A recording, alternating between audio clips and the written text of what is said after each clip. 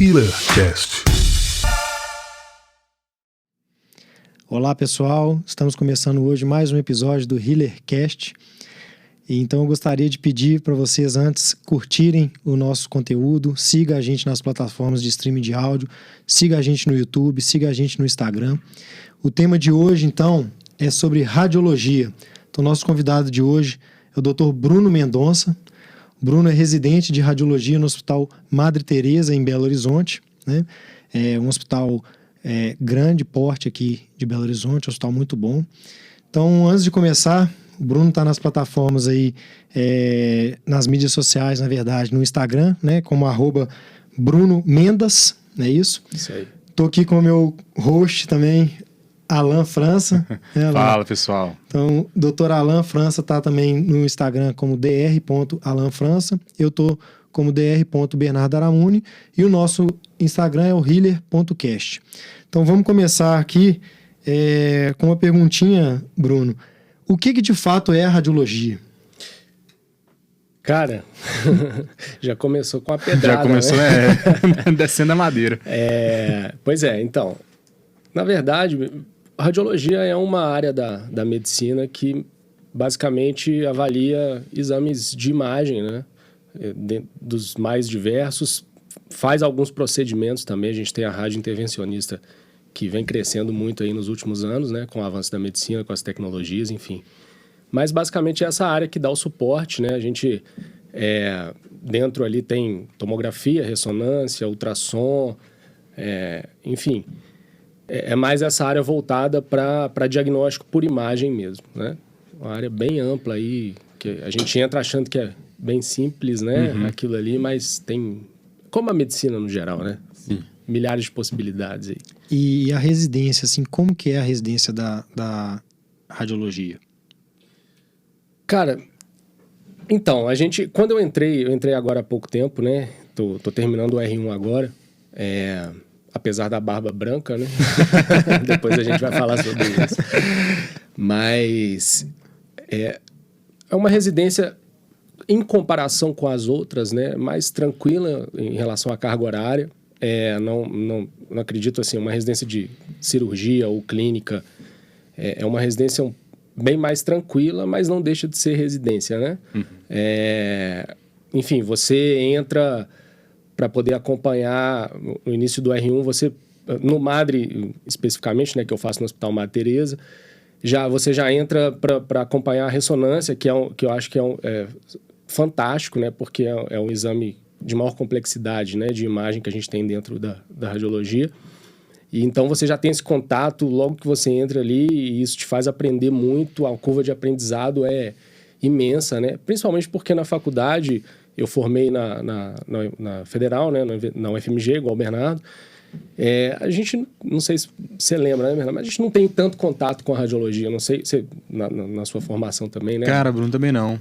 Contato, assim, mínimo, o básico. Pois então a gente entra com o básico do básico, e o que a gente aprende em um mês de residência, parece que... É engraçado que durante a nossa formação a gente tem contato com muita coisa ligada à radiologia, porque a gente tem contato com exames, né? Sim. Mas a gente tem pouco contato com a especialidade radiologia.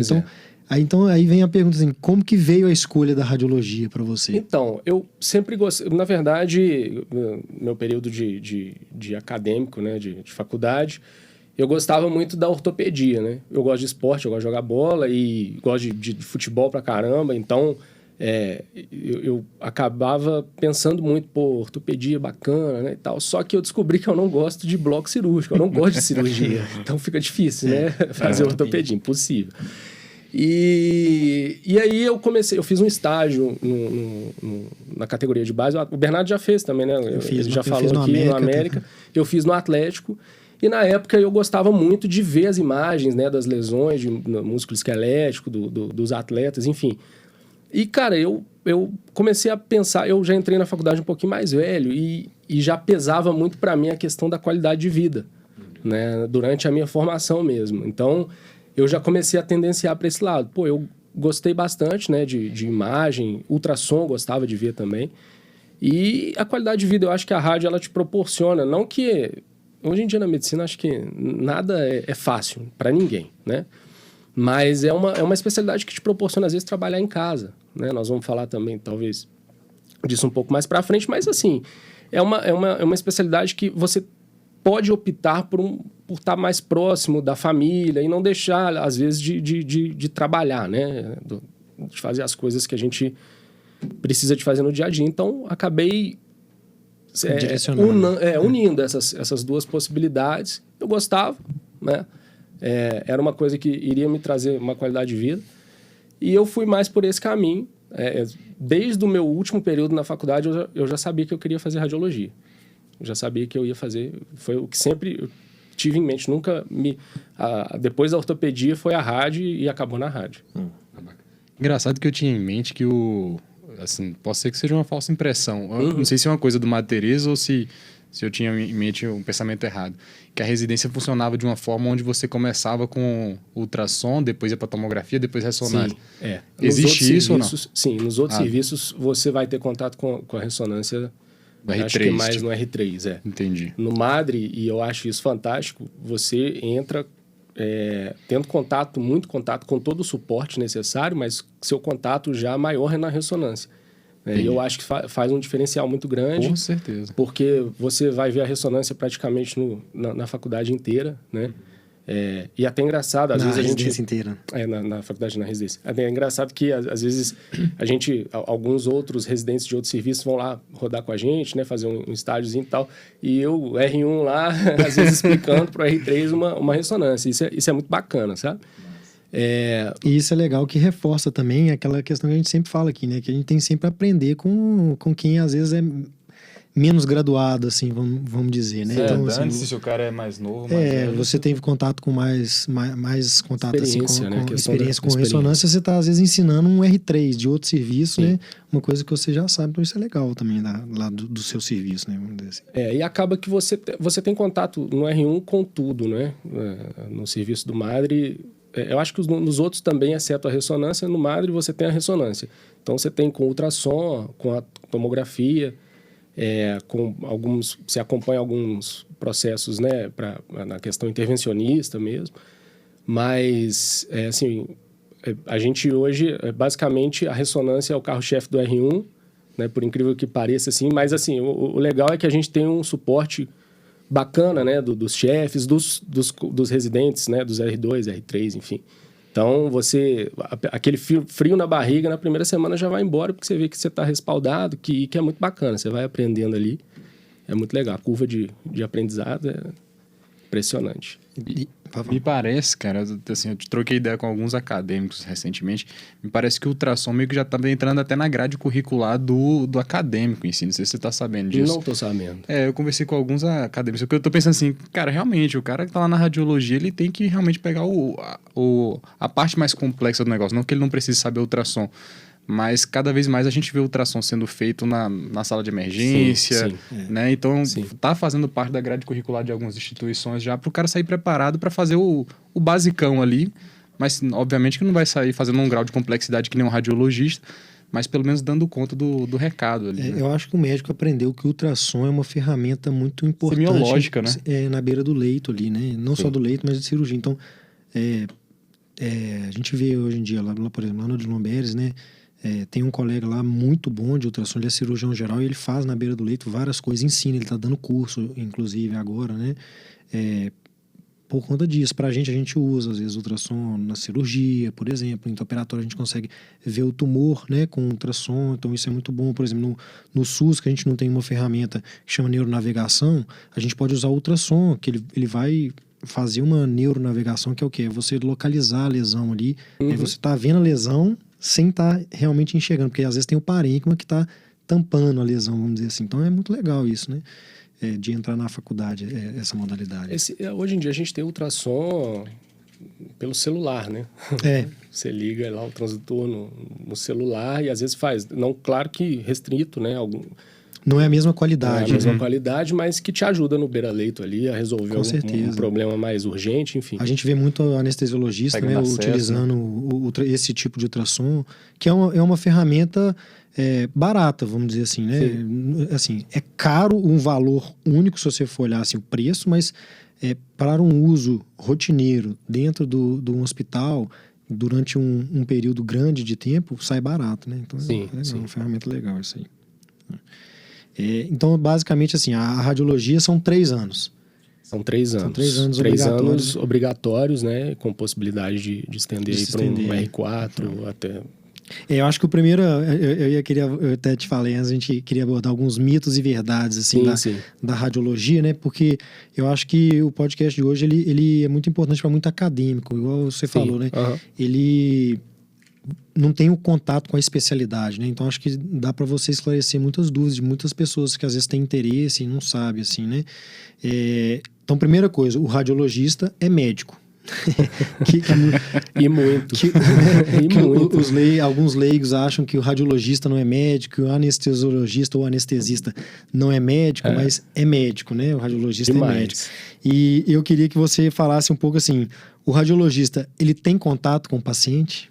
Bernardo, talvez na residência demais, né? O R1, principalmente, a gente anamnese o tempo todo. Né? A gente colhe a anamnese em todos os exames que a gente vai fazer, não importa. Depois que você termina a residência, você pode até não ter o contato direto ali com o paciente, mas você tem que saber a história dele, você tem que saber, você tem que ter informação, né, de alguma forma. E tem contato, não tem como não ter contato, né? Não tem como você se blindar completamente disso. Eu quis trazer isso porque é muito comum, né? Falar assim, às vezes até uma ilusão, né, de acadêmico mesmo, de achar, eu vou fazer radiologia porque eu não quero ter contato com o paciente. Assim. Tem gente que realmente não gosta ali, né? Não é porque a pessoa é médica que ela tem que ter o contato direto sempre com o paciente, né? Sim.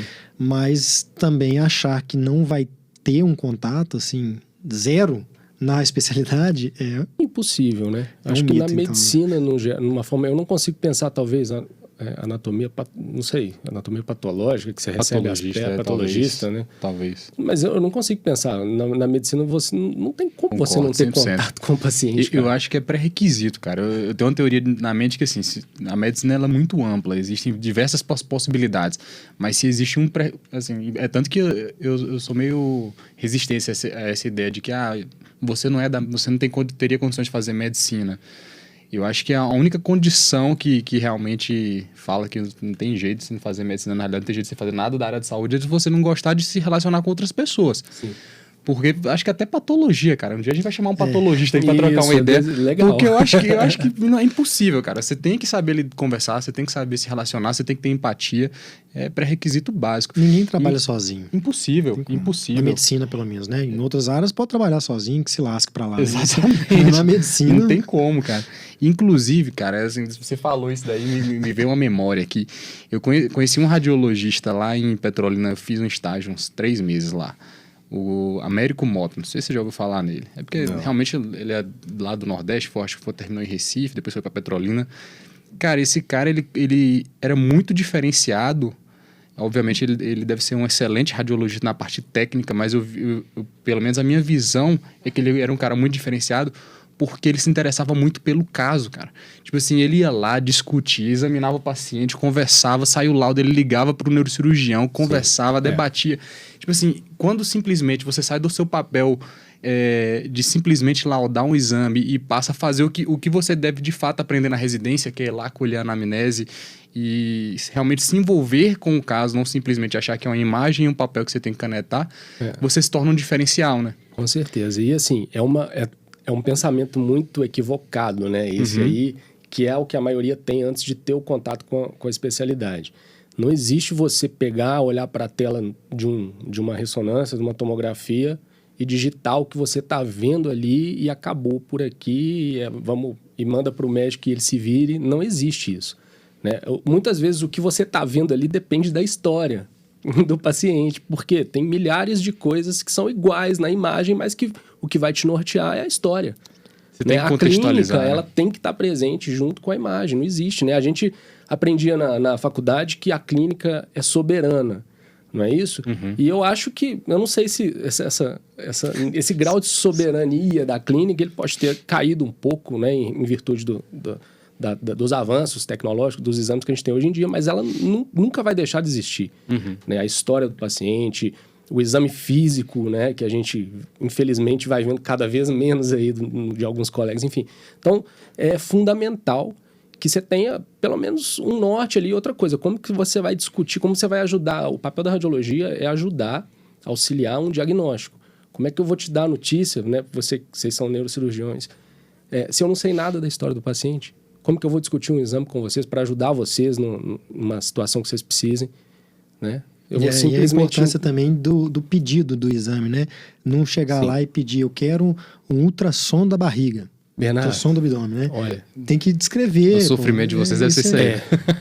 É complicado. Muitas vezes a gente faz o papel do médico que pediu. Eu tô dizendo assim, nas anamneses, né? Você entender por que ele tá... E assim, exatamente. Nos pedidos, às vezes a gente chega uns pedidos que a gente fala, cara, mas não tem sentido, né? Então você tem que entender, você tem que ir lá conversar. Não existe essa dissociação. Nunca vou ver o paciente, ele só vai ficar lá dentro do tubo e eu vou ficar aqui no meu computador. Porque o pessoal, eles pensam assim, e o telelaudo, né? Que você pega a distância e tal, que chega às imagens, que isso é uma possibilidade também. Então, daí a dificuldade, às vezes, de você assumir uma responsabilidade de, eu vou fazer vai chegar exame para mim de não sei onde, não sei o que está acontecendo, e eu vou laudar. Isso existe por esse laudo à distância. Tem. Pela possibilidade da telemedicina, mas se você for do conversar com a maioria dos radiologistas, e isso eu converso bastante lá, né, com chefes e radiologistas que já estão no mercado há mais um tempo, conta nos dedos os serviços de telelaudo, assim, que eles aceitam pegar. Porque... Primeiro, né, a questão da remuneração. Segundo, a questão da qualidade do seu serviço, o que você vai entregar ali, né? Porque aí entra um outro... nesse tema aí, entrou para mim 2 mitos e verdades, vamos dizer assim, né? O primeiro é responsabilidade, Sim. Né? Que é um mito que alguns acham que o radiologista não tem responsabilidade sobre o paciente. Ele tem uma responsabilidade enorme. Demais. Muitas vezes ele vai ser definidor da conduta para aquele paciente, né? Então, para você conseguir ajudar, né? Vou falar assim, para quem está aí começando ou já está até muito tempo na ativa, né?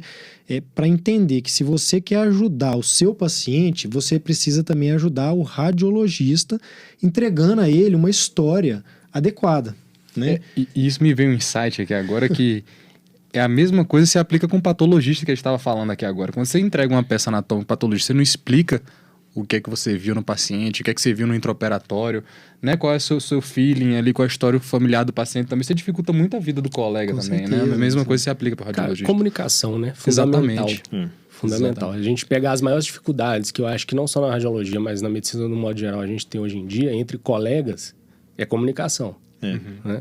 E aí depois... a gente até comentou isso, né, em um episódio anterior, que e essa questão das redes sociais, né, do mundo digital, ela piorou muita coisa, assim, na questão da relação interpessoal, né, porque não é difícil você virar e falar assim, Bruno, esse paciente aqui, ele tá com dor de cabeça, mas ele teve febre também, né, ele teve uma infecção no dente, essa imagem aqui, ela pode ser um abscesso, não pode? Por exemplo, né? Então, se você entrega... Agora, se você só entrega assim, eu quero uma tomografia, ele vai ver a imagem e vai ficar na dúvida se é um tumor, se é um abscesso, se é uma outra coisa, um processo inflamatório. E se ele não tiver a possibilidade de conversar com esse paciente...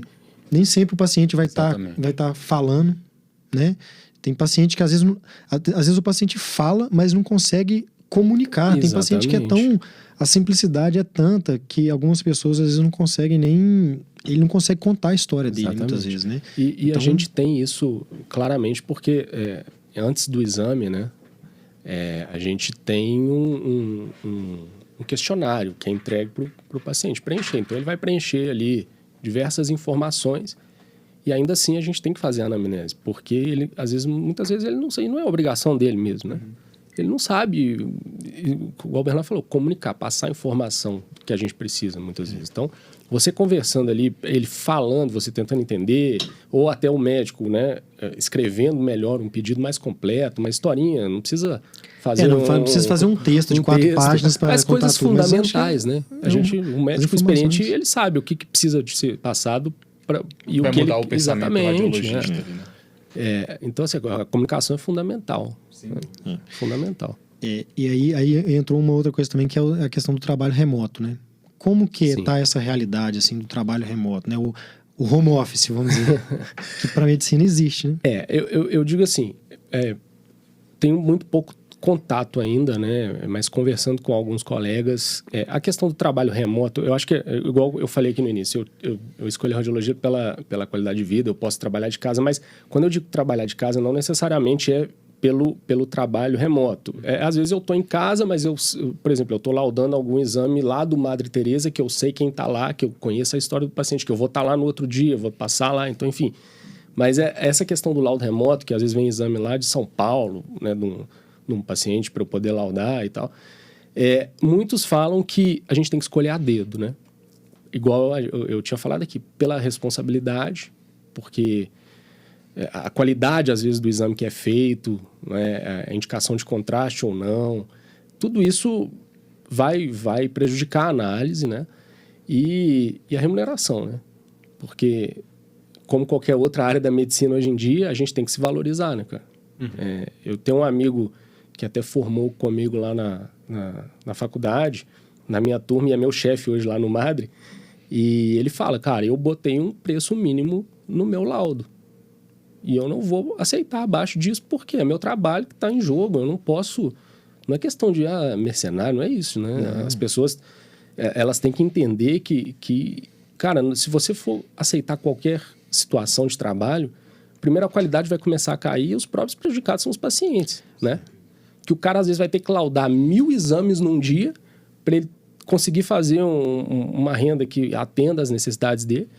E como é que esse cara vai conseguir laudar 1000 exames num dia? Bem, claro que não, né? Só fazer conta de horário. Exatamente. Aí é inviável, né? Assim, exatamente. Então, se você aceita qualquer coisa, você vai entregar qualquer coisa. Exatamente, é isso aí. E isso serve pra gente, e isso serviu pra mim como lição que eu começo 2022 com mudanças que eu queria ter feito, né? Eu saí de 2 locais, eu queria sair de um, e imaginando minha qualidade de vida, que você falou, eu saí de 2. Então, o médico, ele também tem que começar a se posicionar algumas vezes, né? Às vezes é duro, é difícil, às vezes, você se posicionar dessa forma, né? Seu colega, amigo de faculdade, hoje chefe, né? Que é uma outra situação muito legal também. Muito legal. Né? Assim, aí a relação interpessoal, né? Como é que ela é importante. Se é um colega de faculdade que você destratava, né? Não era amigo, companheiro. O mundo dá a volta, né, Bernardo? A gente sempre tem que pensar nessa frase, que é um clichêzão, mas é um clichêzão, mas é clichê porque realmente é a verdade. Né? O mundo dá voltas. Está acontecendo com você, está acontecendo lá comigo, né? Mesma coisa, assim. Não é nesse nível, né? Que a pessoa era seu colega ali, que às vezes você estava ensinando na faculdade algum tema, sim. Hoje ele está te ensinando. Sim. Você virar o especialista, né? Então até esqueci o que eu estava falando. Mas aproveitar que você esqueceu então que você estava falando, vou falar. Mas eu concordo contigo 100%. Eu acho que o primeiro passo é se posicionar. E realmente, assim, esse nível de posicionamento, de você definir quanto que você acha que você é justo ganhar, para a partir daí você traçar sua jornada, né? Traçar seu salário, seus ganhos ali. Eu acho isso sensacional, cara. É difícil, né? É muito difícil a gente conseguir... Principalmente em algumas áreas, né? Você conseguir ter esse tipo de posicionamento. E eu acho que o mais difícil é quando você se posiciona dessa forma, mas a maioria, 99,99%, não está pensando da mesma forma. Então, fica inviável de você tomar essa decisão. Mas, cara, eu estava pensando aqui no seguinte, né? É como se esse laudo remoto, né? Você falou que acaba que naturalmente, em alguns casos, perde a qualidade. Eu fico pensando assim, o quanto que às vezes as pessoas não têm noção da importância do radiologista do lado da máquina ali, né? Pensa que simplesmente o técnico... É outra coisa, cara. Eu vejo isso. Às vezes eu tenho a oportunidade de acompanhar uma tomografia de um paciente. Sim. É diferente quando o radiologista está ali do lado, né? Cara, até não menosprezando o técnico, né? Mas é diferente, né? Com certeza. Porque lá você consegue manipular a imagem, né? Não só isso, né? A definição do protocolo, você tá ali do lado do técnico e você consegue observar, às vezes... Tem um protocolo, cada exame tem um protocolo definido, né? Então, o paciente entra para fazer um exame de abdômen, é o protocolo tal. Ele vai fazer as sequências, né? Tais sequências, etc e tal. Mas você tá ali na tela, ou tudo bem se você estiver em casa, mas se você tiver um contato, né, próximo ali com o técnico que está fazendo, ou por meio de algum residente que esteja no serviço, enfim. Você, olhando aquele exame em tempo real, você consegue, às vezes, mudar, fazer uma sequência adicional que vai te ajudar e vai salvar o exame, entendeu? Enfim, porque é um ser humano, né? O protocolo, ele tá ali até para você definir um protocolo. A tomografia tem muito isso. Você... É na hora ali, chega, qual protocolo eu vou fazer? Porque a gente acha que é o seguinte, o paciente chega lá, injeta um contraste nele, ele entra dentro da máquina e faz. Mas que horas que vai fazer a imagem? Com quanto tempo? Qual aquisição? Qual fase que é pegar arterial, portal?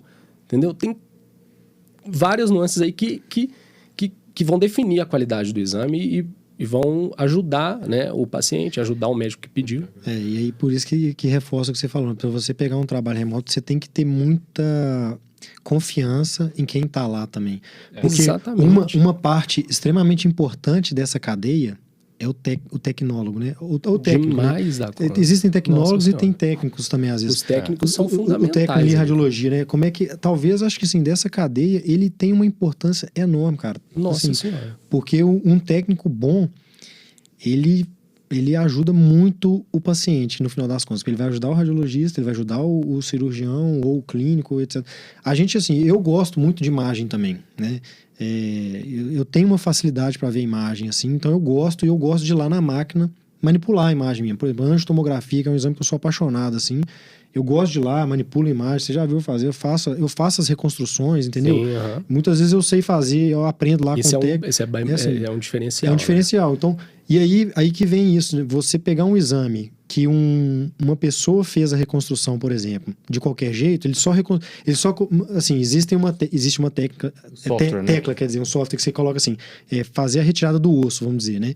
Aí aparece toda a vascularização, mas ela só aparece, tá tudo borrado. E tem gente que faz só isso e manda a imagem pro computador. Você já recebeu imagens assim, de péssima qualidade? Infelizmente, o mais comum é você receber de péssima qualidade.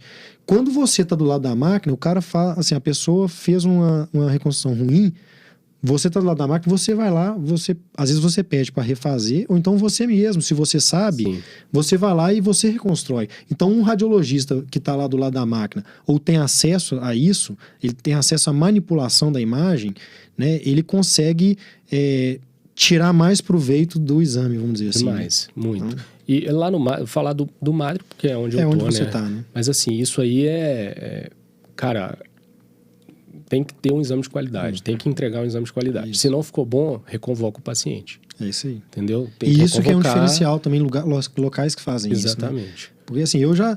Não é me gabando, mas eu já dei diagnóstico de, às vezes, aneurisma que o colega não deu. Mas não foi porque eu sou melhor. Foi porque eu tirei uma parte do meu tempo para ir lá, manipular a imagem, ver com calma e aí definir o negócio, né? E além disso, talvez você estava com o viés do paciente. Você sabia que o paciente tinha um valor preditivo positivo muito alto, né? De ter um aneurisma ali, você sabia, tinha um contato com o paciente, sabia a história clínica do paciente e que talvez faltou isso um pouco, né? Pode ser. Com certeza. E aí entra a questão da experiência. É uma cadeia de erros, né? Muitas vezes o erro não está só em um local, né? Não é só por...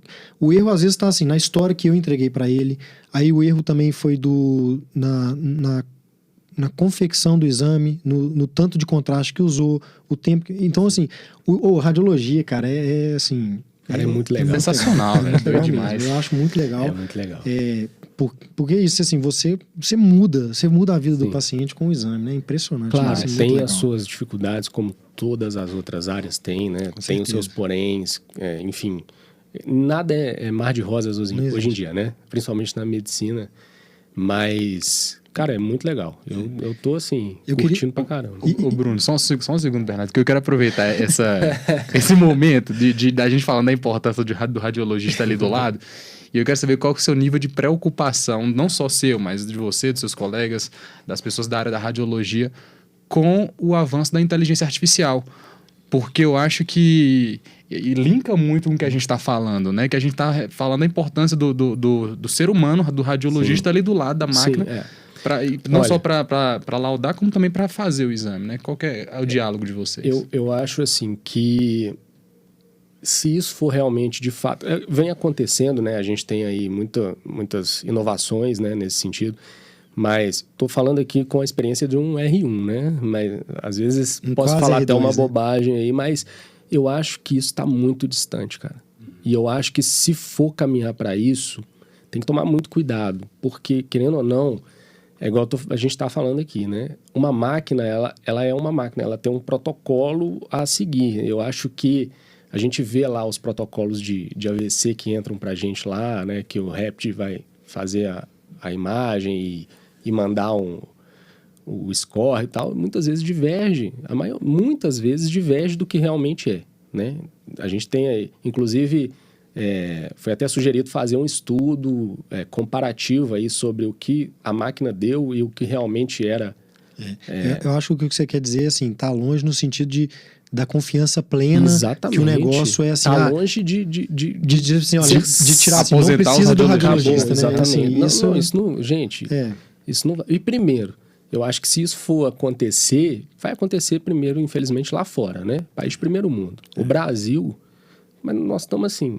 Longe demais de uma possibilidade disso, né? Não, e se isso acontecer mesmo, novas tecnologias vêm e o profissional vai se reinventando, né? Vai se adequando, exatamente. Isso é assim, fala assim, o radiologista ele vai existir. Não, isso é importante porque tem um número grande de acadêmicos que está talvez excluindo radiologia da possibilidade com esse medo, né? Te falar. Cara, o que eu escutei de gente assim, mas a radiologia vai acabar.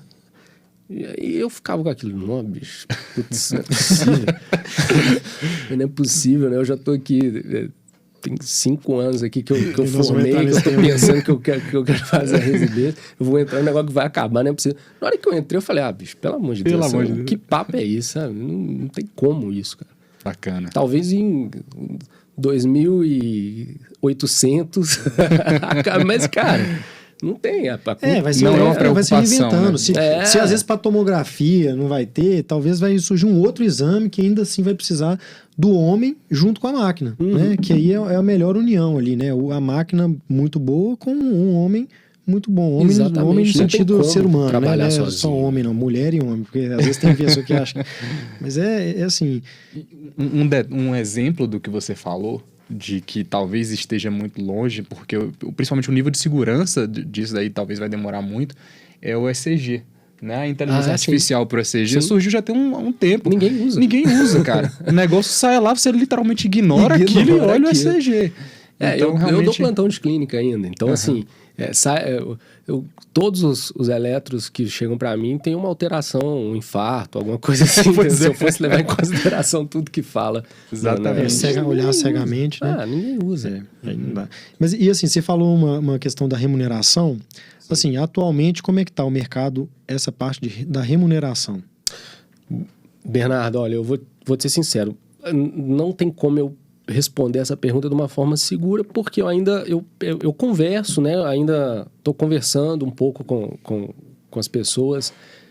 Eu acho assim, talvez não seja uma especialidade em que vai te deixar milionário, né? Que você vai ter aí, não é uma neurocirurgia, talvez não seja. É claro que alguns radiologistas vão se sobressair, vão ser muito bem-sucedidos, é claro, mas eu digo assim, de uma forma geral, eu acho que a radiologia, ela te proporciona conseguir ter suas coisas, né? Você não vai ser assim, esbanjar dinheiro, ser rico e tal, com uma qualidade de vida apreciável, assim, dentro do que a medicina pode oferecer hoje em dia, né? Que eu volto a falar, a gente sabe que é difícil para todo mundo tá... A medicina, infelizmente... não é igual antigamente, né? Que o médico era super respeitado, super bem visto. Hoje em dia, infelizmente, a gente tem uma decadência aí de remuneração, de valorização, né? Mas eu acho que é uma especialidade que dá para você viver confortável e ter uma qualidade de vida, que eu acho que isso também é muito importante hoje em dia, né? Vocês falaram muito isso aqui nos podcasts anteriores, nos episódios anteriores, enfim. E eu acho que é isso. Eu não sei te falar, assim, em relação a valor, essas coisas, não sei. Realmente não sei, ainda não foi uma coisa que que eu entrei porque eu ainda tô ali, né? Engatinhando, aprendendo muita coisa para depois... Mas eu acho que é importante, você já falou, assim, né? Que você já conversou com várias pessoas, sim. que é possível ter uma remuneração assim, legal. O que eu vejo com qualidade, isso. assim, que muitas vezes... eu gosto de tratar esse tema aqui também, porque muitas vezes, hoje em dia, tem muita gente que entra pelo dinheiro. Eu acho que, assim, a pessoa que entra na área de saúde, em geral, pelo dinheiro, ela vai ser frustrada. Eu posso até pagar a língua, a pessoa às vezes pode se encontrar lá dentro, né, da área de saúde, mas entrar pelo dinheiro vai se frustrar, cara, porque você está buscando um negócio que não é o principal, vamos dizer assim. Exatamente. Né? Então, entrar pelo dinheiro ser o principal, eu acho errado. Mas você trata um negócio muito legal, que você consegue balancear aí uma boa remuneração com uma boa qualidade de vida. Que eu acho que esse item da qualidade de vida, hoje em dia, assim, na minha visão, ele tem que estar lá em cima, no checklist ali, né? Do prós e contras, ele tem que estar lá, assim, no pró, lá em cima, qualidade de vida. É claro que a qualidade de vida, muitas vezes, vai depender de você. Você é que vai ditar entender aquilo que realmente está te fazendo confortável, está te fazendo feliz, né? E, assim, se você quiser ser um radiologista também que morra de trabalhar e que não tenha nada, você vai ser. Né? Tem qualidade de vida, né? O que eu digo, quando eu digo a qualidade de vida que a radiologia pode proporcionar, que eu vejo de um pouquinho diferente das outras especialidades, é essa questão, às vezes, de trabalhar dentro de casa, entendeu? De ter esse maior tempo ali com a família. Às vezes você está ali, você está trabalhando, mas às vezes você está ali com seus filhos, né? Às vezes está trabalhando no final de semana, igual eu vejo lá muitos chefes laudando final de semana, mas está dentro de casa, está com os meninos, almoça, né? Você tem esse contato um pouco mais próximo, você não precisa estar ali 24 horas dentro do hospital, né? Igual vocês ficam lá, essas cirurgias astronômicas aí que vocês fazem. Enfim, não estou dizendo que é ruim, mas é nesse sentido, sabe? Sim. E é amplo, igual você falou, né? Você gosta de ultrassom, você gosta de tomografia, você gosta de raio-x, você gosta de ressonância, você gosta de fazer intervenção. Sim. Hoje em dia você pode... eu gosto de neuro, você mexe com neuro, você gosta de músculo esquelético, você gosta de abdômen, você gosta de tórax. É muito amplo, né, cara? É uma área... assim, é uma especialidade, mas que quando você entra, é um novo mundo.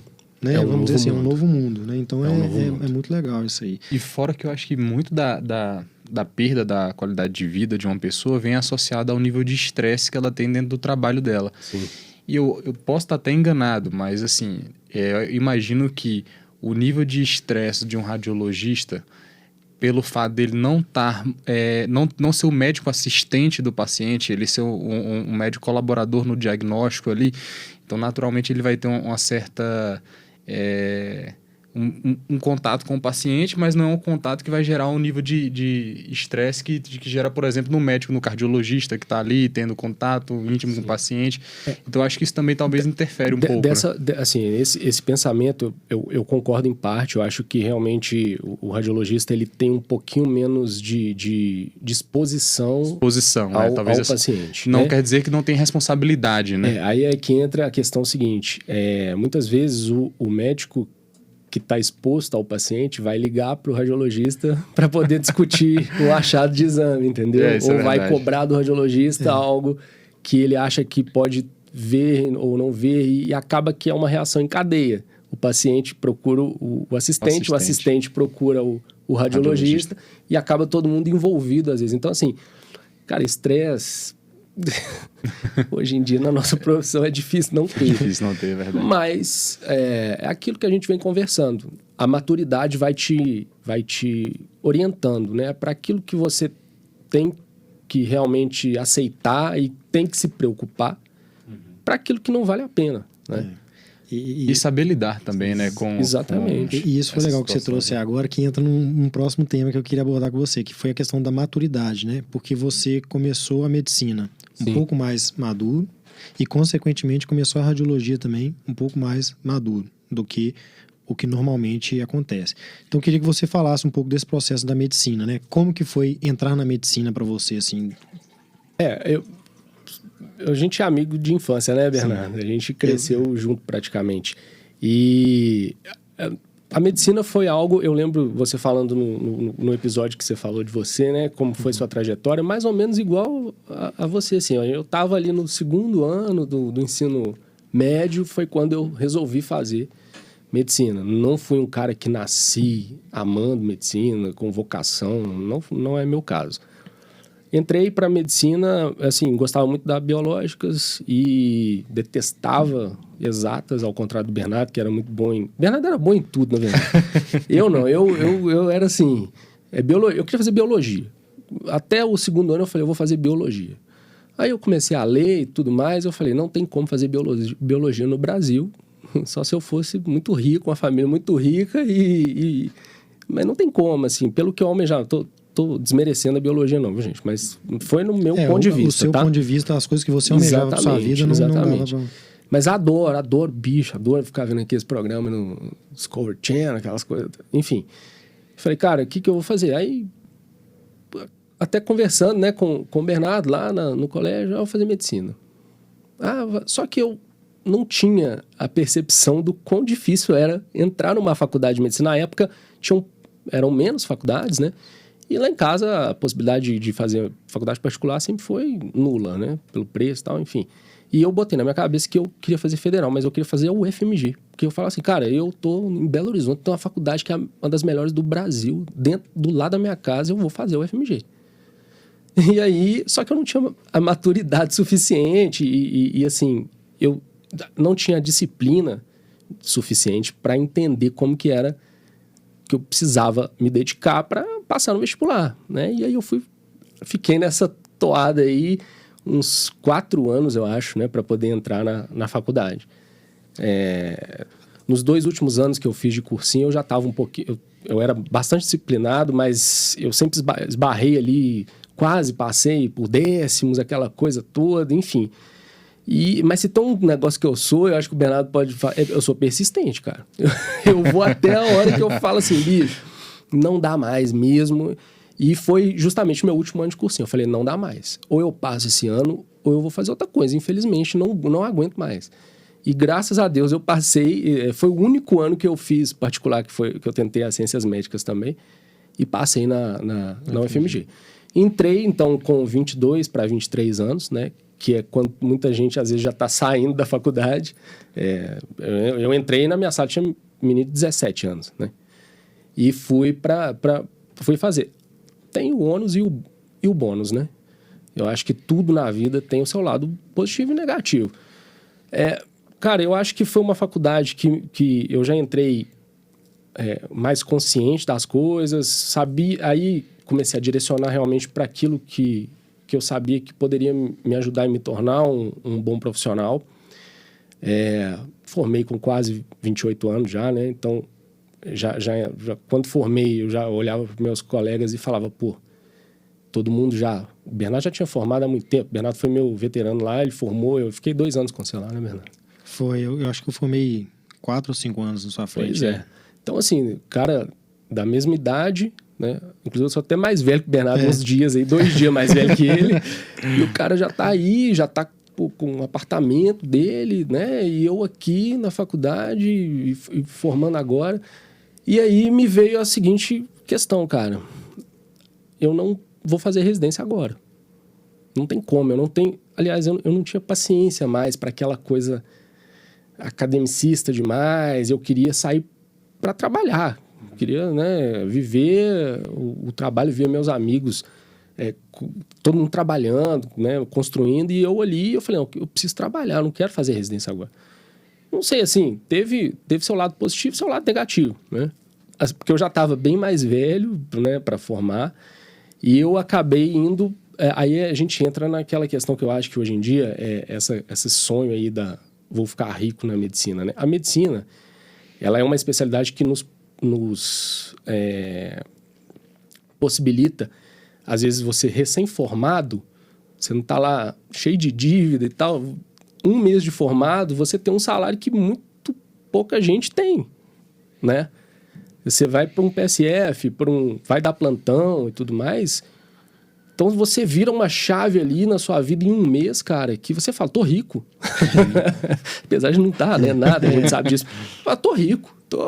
Nossa senhora, e aí a pessoa, foi até um tema que vocês abordaram aqui, a pessoa começa a deslumbrar e começa a querer trabalhar cada vez mais porque o dinheiro vai entrando, só que aí começa a gastar tudo errado, né? Você não tem... E foi o que aconteceu comigo também, apesar de estar mais velho, fui me perdendo um pouco. E eu entrei pro PSF aqui em Belo Horizonte. Fui trabalhar no posto de saúde e plantão em UPA. E aí, cara, eu falei, bicho, não dou conta.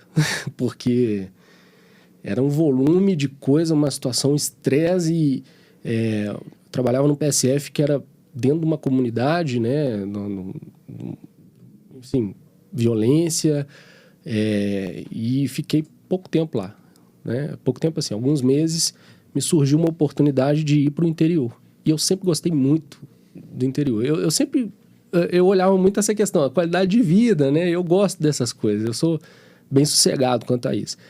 Eu falei, cara, vou para o interior, vou pegar um PSF lá. E foi muito louco, porque tinha tudo para dar errado e deu certo, né? Acabou que eu fui, me chamaram, assim, eu fiz uma entrevista na quinta-feira, na sexta-feira à tarde me ligaram perguntando se eu podia já ir para lá na segunda-feira, sendo que era um lugar, fica 90 quilômetros daqui, uma cidade muito boa, é uma cidade que tem uma estrutura muito boa, que tem financeiramente um aporte bom, enfim, te dá condição de trabalho muito boa, né? Apesar de ser uma cidade pequena. E eu fui e falei assim, vou ficar 1 ano, vou estudar, né, para fazer a residência, fico 1 ano trabalhando, junto dinheiro e volto para Belo Horizonte para fazer minha residência e depois vejo o que eu vou fazer. E acabei ficando 5 anos, né? Acabei ficando 5 anos no interior e assim, engraçado, porque no primeiro ano, falei, vou juntar dinheiro, não juntei nada, né? Perdido, né? Achava que tudo que ganhava tinha que gastar de alguma forma. Os meninos me falavam muito, Bernardo, tudo mais, que um pouquinho mais centrado que eu. E aí, mas não foi só a questão financeira. Eu gostei muito. O PSF, cara, quando você tem condição de exercer ali o que você acha que é necessário para ajudar o paciente, é muito bacana. Eu sou, assim, suspeito para falar. É difícil. Quando você faz o propósito do negócio, né? Quando sim, você atinge o propósito do negócio, sim, é muito legal, fantástico, né? Fantástico. O que a gente tem no Brasil hoje em dia, poucas pessoas entendem o quão legal é o SUS, o processo, né? Vocês, no Odilon lá, enfim, até chegar em vocês, a pessoa, a maioria, não todos, mas a maioria passa num postinho de saúde lá da comunidade, conversa com o médico, é encaminhado, enfim. Então, assim...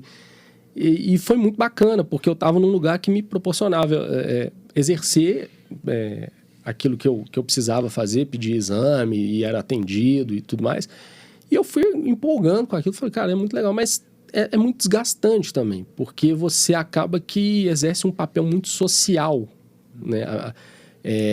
Não que não seja importante você tem que ser bom, cara, tecnicamente. Essa ideia de que, vai posto, vai qualquer um, não existe isso. Se você está com essa ideia, você está prejudicando milhares de pessoas, né? Isso, né? Então, você tem que estudar, você tem que saber o que você vai fazer. Não é chegar lá e... eu estou no posto e que se lasca. Não é isso.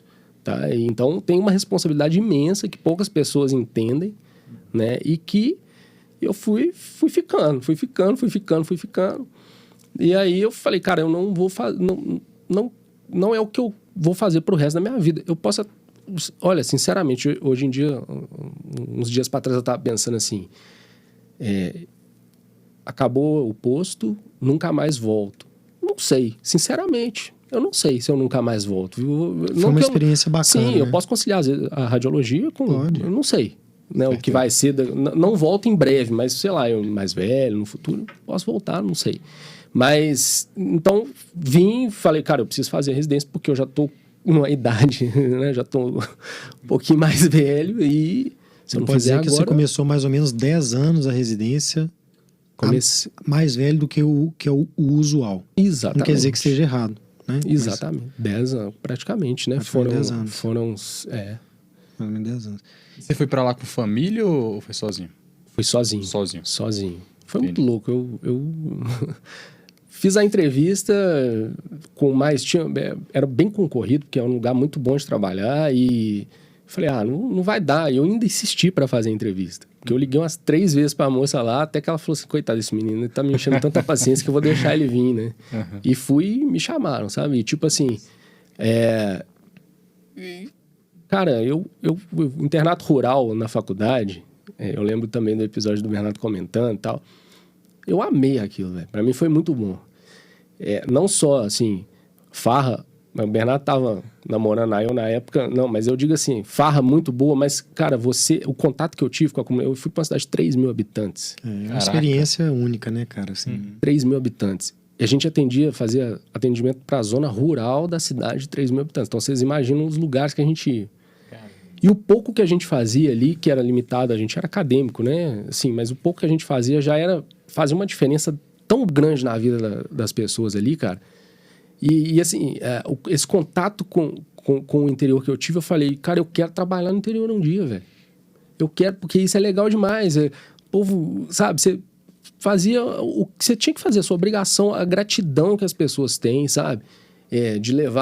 Levava fruta pra gente, ganhamos frango, sabe? E isso é muito... Eu fiquei encantado com isso. Falei, cara, eu acho que é uma experiência que é muito válida e até pra gente entender um pouco do nosso país, né? Uhum.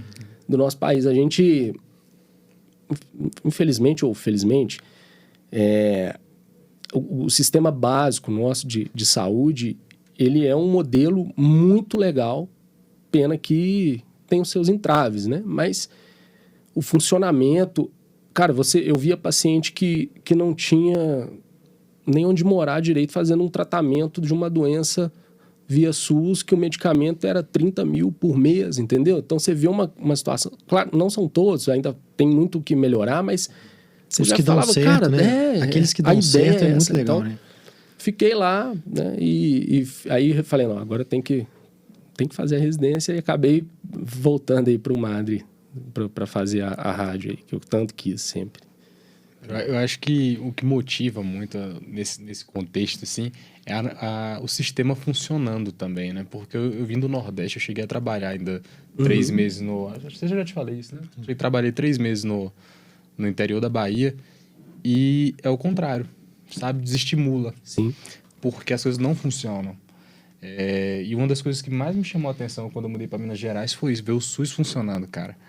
E assim, conheço Pernambuco, sei que funciona um pouco melhor do que a Bahia funciona muito mal, mas realmente é que se todos os lugares funcionassem o SUS como funciona aqui, como eu imagino que funciona nesse interior, seria sensacional, né? Seria muito diferente a realidade do Brasil. Cara, é uma pena, né? Uhum. Eu digo, aqui em Belo Horizonte também, o período que eu trabalhei aqui foi muito difícil, porque, você está falando da Bahia e tudo mais, mas aqui também é muito difícil. Uma cidade grande igual BH a atenção básica, ela não tem como também, né? Você atender da melhor forma possível as pessoas, infelizmente, né? Mas eu desestimulei aqui, né? Porque eu não podia pedir um exame de alto custo, eu tinha que mandar para um especialista. Até passar na consulta com o especialista, já eram 2, 3 meses. Aí ele pedia o exame e esperava mais 2, 3 meses para fazer. Então, com 7 meses de atendimento, o paciente já tinha mudado, ele já não ia mais, ele já estava desacreditado. E eu ficava vendo aquilo, e aí entra a questão da violência também, que onde eu trabalhei, a gota d'água lá foi eu ter que separar a briga de paciente com médico, e o colega meu se ameaçar de morte. Eu falei, gente, não tem como, sabe? Uhum. E aí, cara, infelizmente, essa cidade que eu fui, que é aqui perto, é uma cidade que tem a Vale, né?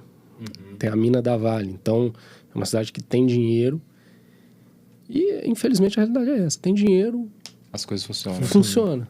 Não que a gente não tenha, a gente só não usa o dinheiro que deveria ser usado para a saúde, né, dessa forma.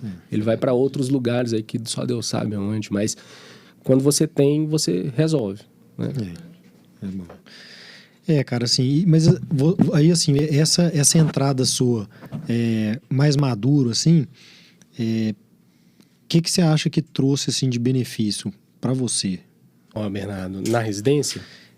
Até o seu momento de agora, assim, o que você vê agora, assim, olha, o que isso me trouxe de benefício? Primeiro, canalizar as minhas energias para aquilo que realmente vai me acrescentar. não ficar desesperado com coisa que não vale a pena, não ficar... ter uma visão mais crítica, né, de algumas coisas, e direcionar aquilo que realmente vai fazer diferença. Eu acho que o grande legado é isso, assim, você entra com uma visão assim, cara, isso não precisa ser assim, dessa forma, entendeu? Não precisa ser esse desgaste todo. Vamos tentar fazer de uma forma que dê certo, que não desgaste e tal. Você vai tendo um olhar mais, você vai selecionando mais, sabe? Aquilo que realmente você precisa se preocupar. Então, acho que o nível de estresse, de ansiedade, quando você entra um pouco mais maduro, assim, é reduzido nesse sentido. Mas, em contrapartida, tem a questão do tempo, né? Então, hoje em dia, eu estou aí, residente R1 com 36 anos. Mas, beleza, vamos ver. Igual, né, eu cheguei lá, o que formou comigo é meu chefe. Mas, cara, eu, sinceramente, não é que eu não ligue para isso, que realmente eu olho e falo, pô, não, eu não tenho mais aquele luxo de tipo assim, se eu fizer alguma coisa e não der certo, eu faço de novo. Para mim já não dá, né? O tempo já não me permite tanto isso. Eu tenho que ser mais assertivo nas minhas escolhas. Eu não tenho mais essa folga, né, de poder errar. De começar um R1 começar largar e começar outro R1 de novo, sem largar, chance. né? Sem chance. Mesmo que eu não estivesse gostando e tudo mais, não tenho mais essa possibilidade por aquilo que eu quero seguir para minha vida, né? Não que eu vou morrer amanhã, não é isso. Mas pelo que eu vejo para minha vida, eu já não tenho mais esse tempo, né? Já me limitou. Mas eu acho que é isso. Eu acho que é você ter mais maturidade para encarar as coisas. E principalmente, né? Eu acho assim, a gente tem muitos colegas bacanas, mas tem muito colega que é difícil, né, cara? Não estou dizendo na residência, mas de uma forma geral, médico, né? Os médicos, de uma forma geral. Então, não aceitar muita coisa... Cara, engraçado, você falou isso aí. A gente falou várias vezes a mesma coisa. Mas hoje você falou assim, me veio na cabeça uma coisa que eu não falei assim. Eu acho que dentro de um hospital, de uma clínica de saúde, da cadeia da saúde, o profissional mais difícil de lidar é o médico. Com certeza. Com certeza, é muito cara, difícil, né, velho? Assim, nós, como classe médica, e tudo por aquilo que a gente já falou, assim, acho que em todos os episódios. Ego, cara, assim, é impressionante como é que o ego, ele destrói muitas vezes a relação. E às vezes prejudica muito o paciente por causa do ego do médico. Com certeza. É impressionante, assim. Bernardo, eu dou plantão até hoje, lá nessa cidade onde eu morei, eu dou plantão no pronto atendimento, né? De 15 em 15 dias eu vou lá, passo um final de semana dando plantão. E, cara, claro, é um plantão que chega de tudo, né? Mas o que mais me estressa, disparado nessas minhas 36 horas ou 48 horas, é a questão eu preciso transferir um paciente, eu preciso de um feedback de um colega que está num centro maior e eu não consigo. Porque o cara olha para mim e fala assim, o que esse médico lá de não sei onde, desse interiorzinho, tá achando, entendeu? Uhum. A gente teve um problema aí, né, sem citar nome, mas você lembra de um paciente que eu te mandei, que estava com uma fratura? Uhum. Um paciente que precisava ser avaliado pela neurocirurgia. E eu tive uma dificuldade imensa, sabe? Assim, os profissionais com os quais eu conversei do serviço, né, não vou citar aqui, totalmente, assim, arrogantes. Você foi lá pro Odilon, né? Exatamente. Até o Bernardo... É muito triste, cara, quando você quer um negócio pro paciente, você só conseguir na base do favor. Exatamente. Demais. Não, velho, isso aí é muito Eu sempre triste. fico pensando assim, cara, e o cara que não tem a oportunidade de receber esse favor aqui, o que é que não tá sofrendo, né? Porque parece que eu tô ali querendo passar a bola pra frente, né? Não, eu tô aqui porque eu não quero resolver o problema desse cara. Não, gente, é porque porque você é o cara que tá pra ele resolver, forma, né? Exatamente, eu tô num pronto atendimento, eu não tô no hospital. Exatamente. Né? Eu não tenho capacidade técnica e também nem estrutural para resolver um cara que tá com uma fratura cervical, tem um TCE e precisa ser avaliado pela neurocirurgia, porque não tem, eu tô num pronto atendimento, né? E aí o Bernardo me ajudou nesse caso em específico aí, que ele foi para um serviço do qual nem há referência, né, Bernardo? Porque graças a Deus eu tinha o Bernardo para me ajudar. Porque assim, eu ficava olhando para o paciente e falava, bicho, e era um cara novo, sabe? Eu falava, velho, alguém precisa ajudar esse cara, porque, beleza, pode não ser nada, ótimo, maravilha, mas se for um cara de 20 e poucos anos, né? Enfim. Então é um desgaste danado. Demais. E uma coisa interessante, a gente está chegando já próximo do final, mas só para contar uma história aqui interessante, é que recentemente eu conversei com dois caras que formaram no ITA, né? Um deles é até meu cunhado. E teoricamente eles passariam por uma situação semelhante da gente, né? De alguns ter o ego muito inflado e tal. E eles estavam falando exatamente isso, que quando os caras entram no ITA, isso parece que mudou um pouco atualmente por conta de leis, enfim. Mas quando os caras entram no ITA, eles têm um trote que é exatamente para pegar o cara e colocar o cara na pior situação possível. Porque, para pensar, os caras que passam no ITA, os caras estão com o ego extremamente inflado, né? Então os caras botam pra lascar no trote dos caras, que tem um piscinão lá que joga a galera toda. Por isso os caras falam assim, velho... você fala que mudou essa questão porque trote não... Tá mudando por conta do trote, que trote tá cada vez mais estão proibindo isso. Mas ele fala da importância disso, porque, cara, senão o cara chega com o ego estourado e vira um borsalzinho e aquilo ali vai piorando. Isso vai se perpetuando, né, cara? Exatamente. E assim, existem coisas que, infelizmente, na nossa profissão vão aos poucos inflando a gente ali. E eu vejo um pouco disso no R1 da neurocirurgia. No R1 da neurocirurgia é o momento que você pega todo o seu ego e joga no lixo, né, cara? Porque você chega, passei em neurocirurgia, mas chegar lá você é o lixo do lixo do lixo. E isso é bom. Isso é bom, cara. Que você para pra se pôr mais no seu lugar, entende melhor as coisas e não vira um cara tão arrogante assim, né? A questão do ego, assim. Eu falo de mim mesmo. Eu tinha ego, eu devo ter ainda alguma coisa. Sim. Tem resíduos, assim. Todo mundo tem. A gente tem que se policiar todos os dias, né? O tempo todo pra tirar isso da gente, porque quando você tira, as coisas fluem melhor. Isso, a relação, você consegue ajudar um paciente. Você tá numa situação dessa, cara, o cara que tá recebendo a ligação do médico que está solicitando, né? Se ele para pensar ali, assim, né? Tirando o ego, cara, ele ajuda o paciente. Demais. Ele ajuda o paciente não por fazer favor. Não é isso. A medicina não é a base de favor. Ele ajuda o paciente porque ele deveria ajudar. Ele é a referência para receber, né, esse tipo de paciente, entendeu? Então, se tem um aneurisma roto, por exemplo, na UPA, que a referência é o Odilon Beres vai receber. Pelo menos deveria receber. Eu sei que recebe, entendeu? Uhum. Lá recebe muita coisa. Mas também, assim, não bota minha mão no fogo pra falar assim, lá não nega, quando deveria receber. Então, esse que é o problema. Muitas vezes, assim, eu não consigo receber porque realmente a estrutura aqui do hospital não consegue, tá hiperlotado. Também não dá pra você receber uma pessoa que você não consegue tratar, né? Não, sim. Mas muitas vezes não recebe puramente por não receber. Esse dia, ele entrou em contato com um colega que tava lá, sim, de plantão. Sim. O colega de plantão falou que podia receber porque estava tranquilo, ele tinha condição, inclusive, de operar o paciente, mas a coordenação simplesmente não quis receber porque não quis receber. Não quis. Então, esse tipo de situação na medicina... Talvez se sentiu afrontada de ter feito o contato, né, antes com eles e não ter passado. Sim, tem demais. Cara, uma coisa absurda. Então, demais, esse tipo de coisa demais. que tem que acabar, sabe? Assim.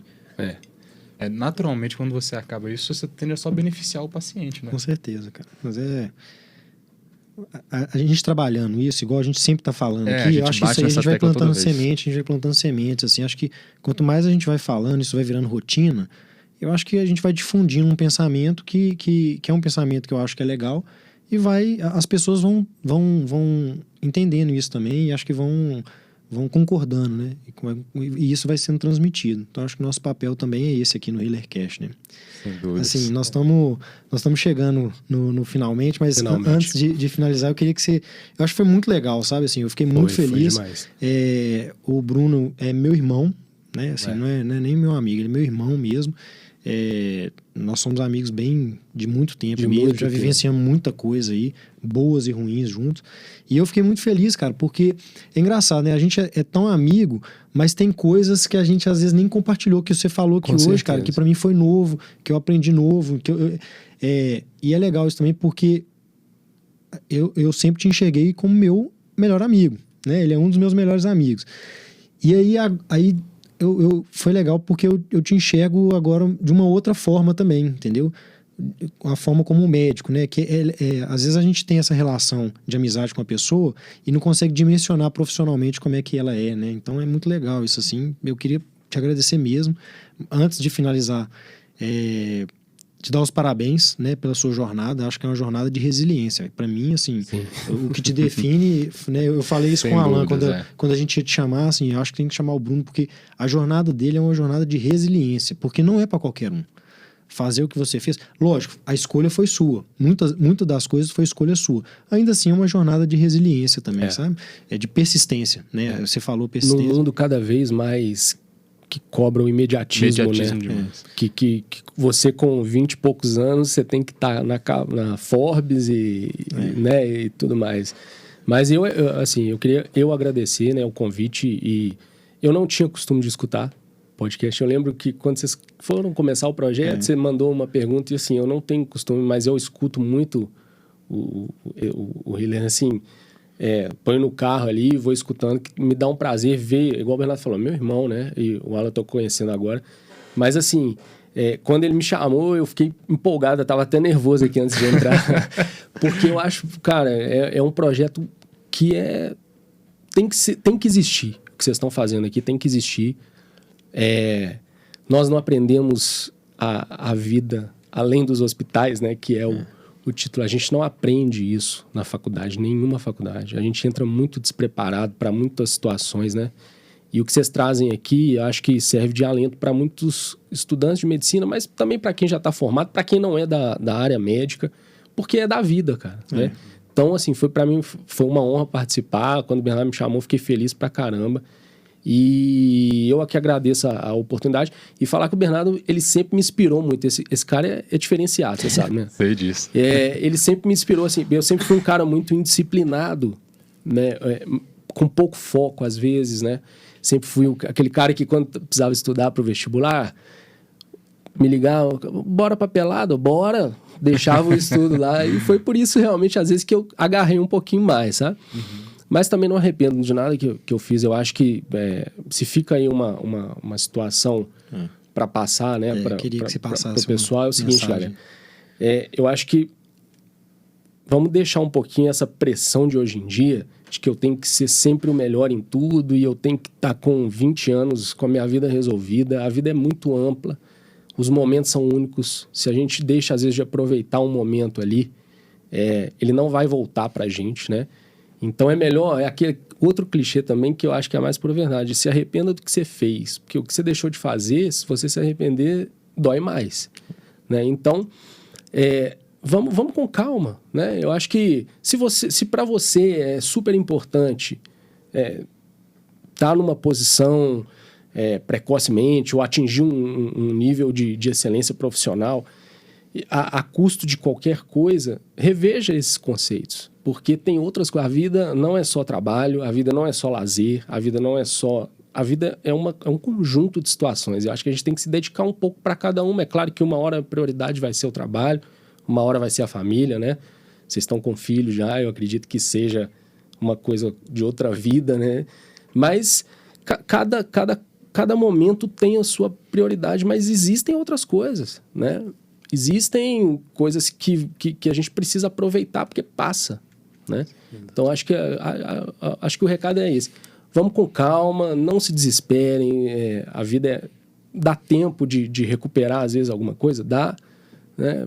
E façam aquilo que vocês estejam felizes. E não, esse negócio de... porque eu faço o que eu gosto e tal, tudo bem, mas tem outras coisas que você gosta que você pode fazer também. Não deixe de fazer as outras coisas que você gosta, porque são várias. Diversifique o seu gosto, né? Que acho que se isso te torna mais leve, te frustra menos. Com certeza. Bruno, obrigado demais, viu, cara, por ter vindo, ter aceitado o nosso convite. E obrigado por deixar essa mensagem, sabe? Assim, toda vez que eu sento aqui, eu falo, Bernardo, isso aqui é terapêutico, cara. A gente sai daqui melhor do que a gente entrou. E sua mensagem é muito importante para mim também, sabe? Você falando isso, eu tô aqui realmente curtindo a mensagem, porque a gente vive num mundo que pressiona a gente a querer resultados imediatos, né? A gente vive num mundo que é bem que você falou, né? De querer ser milionário antes dos 30, de querer atingir grandes resultados precocemente. E, cara, dá custo de quê, né? Realmente, a gente tem que colocar os pés no chão, ter calma e aproveitar o tempo para fazer o que a gente gosta, ao invés de ficar se sacrificando, né? Então, obrigado demais pela sua mensagem, cara. Eu que agradeço. Obrigado. Muito bacana. Gostei muito. Mais pra frente quero voltar aí. Vai voltar. Com certeza. No final da Com residência certeza. ali também, ou antes, até no R2, cada ano você vai voltar. Aí quando eu chegar no final da residência aqui, eu falo, gente, lembra aquilo que eu falei? É uma bobagem danada, então deixa eu consertar. Esquece tudo, né? Isso é verdade. A experiência, né? A experiência, ela fala muitas coisas pra com gente, certeza. né? Então, muito legal. Assim, e é legal, assim, antes só de finalizar aqui, porque a gente trouxe o nosso R1, né? Que é um jovem, né? De 21 anos. E estamos trazendo, né, assim, um jovem de 36, né, assim, o paralelo. E como é que é É legal, né, ver as duas como é que é a vida visões, de cada um, cara. Não existe o certo e errado. Com certeza. E isso é bom para as pessoas escutarem. Então, quem não assistiu também o episódio, é o episódio com José de Queiroz, né? Assistam ou escutem, que tá muito legal também. Então, eu queria finalizar aqui agradecendo de novo, né? Queria pedir para curtir o episódio, que isso é importante pra gente, divulgar isso aí. Se você gosta, né, do HealerCast, divulgue pros amigos, pra família, pra um colega de trabalho, mesmo que você não é da área de saúde. Eu acho que a gente passa uma mensagem legal, a gente tem muito para acrescentar ainda, a gente vai trazer muita coisa ainda bacana. E é isso aí.